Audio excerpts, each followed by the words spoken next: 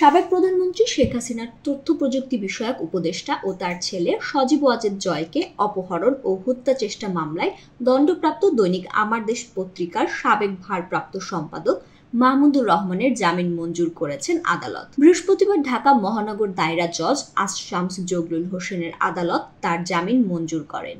এর আগে রোববার ঢাকার অতিরিক্ত চিফ মেট্রোপলিটন ম্যাজিস্ট্রেট মাহবুবুল হকের আদালতে মাহমুদুর রহমান আত্মসমর্পণ করে আপিল শর্তে জামিন আবেদন করেন। শুনানি শেষে বিচারক তার জামিন আবেদন নামঞ্জুর করে কারাগারে পাঠানোর আদেশ দেন।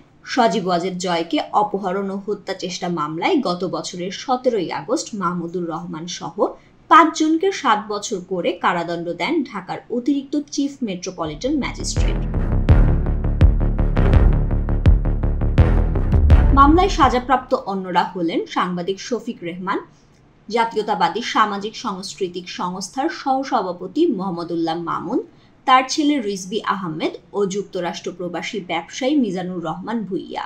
মামলায় অভিযোগ ছিল 2011 সালের সেপ্টেম্বরের আগে যে কোনো সময় থেকে বিএনপির সাংস্কৃতিক সংগঠন জাসাসের সহসভাপতি মোহাম্মদুল্লাহ মামুন সহ বিএনপি ও বিএনপির নেতৃত্বাধীন জোটভুক্ত অন্যান্য দলের উচ্চ পর্যায়ের নেতারা রাজধানীর পল্টনের জাসাসের কার্যালয়ে যুক্তরাষ্ট্রের নিউ ইয়র্ক শহরে যুক্তরাজ্য ও বাংলাদেশের বিভিন্ন এলাকায় একত্রিত হয়ে পরস্পর যোগসাজশে সজীব ওয়াজেদ জয়কে অপহরণ করে হত্যার ষড়যন্ত্র করেন। ওই ঘটনায় ডিবি পুলিশ 2015 সালের 3রা আগস্ট বাদী হয়ে পল্টন মডেল থানায় মামলাটি করেন।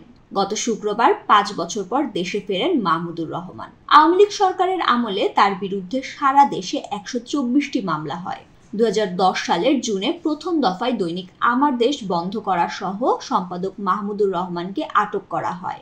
এরপর দ্বিতীয় দফায় 2013 সালের 11 এপ্রিল আমার দেশ বন্ধ করে দেওয়া হয়।